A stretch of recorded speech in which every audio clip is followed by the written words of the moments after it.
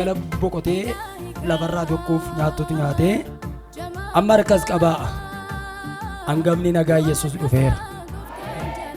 Hinduu mucaa kana ilmi Waaqayyoo du'a isaa gidduu galeera. Afurri kamiyyuu irratti hojjetame gadhiisa amma. Si ajajeera qaama isaa guutuu urgufuu jalqabuudhaan keessa yaa'emu. Yaa'i keessa hamaa qabdee kan ka'i amma maqaa Yesuus Kiristoosiin ija kee baneera. Ka'i qabaa kaasaa ilaala bakakkaa Waaqayyoo si haa dha'u.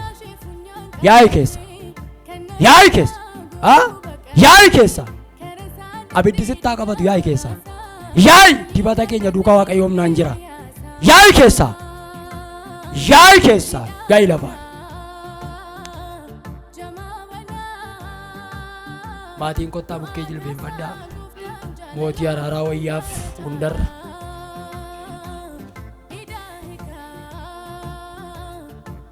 daqiiqa tokko kadhadhaa.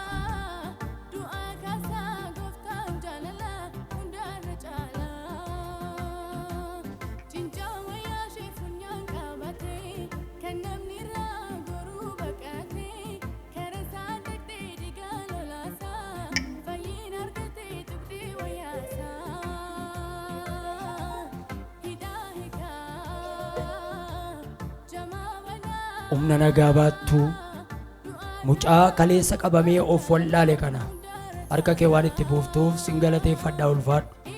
Anaan nan ajjeesaa naan hin jenne ofitti awwaamaa naan hin jenne akka taraara guutuu amaneen si kadhadhe araaraaf fuula kee dhaabadheera. Mootii araaraati ati miilla isaarraa jalqabee fayyinni elektirikiin fayyinaatti darbu ittaa darbu ittaa darbu ittaa darbu ittaa darbu ittaa darbu amma qilleensi fayyisuu Waaqayyoo ittaa darbu. Warra biyya kamii isaa baaran akka ammaa kaasee nagaa ajajeera.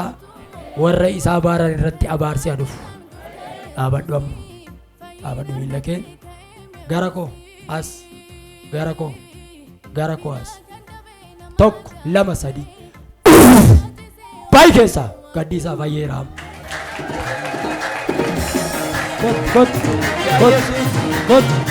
Kottu kabija kottu baas kottu kai inchi isa sayu kai kot isa inchi iftai kai kot na kabi kai na ila mantota kan ila na namni galata qabdan harka keessa na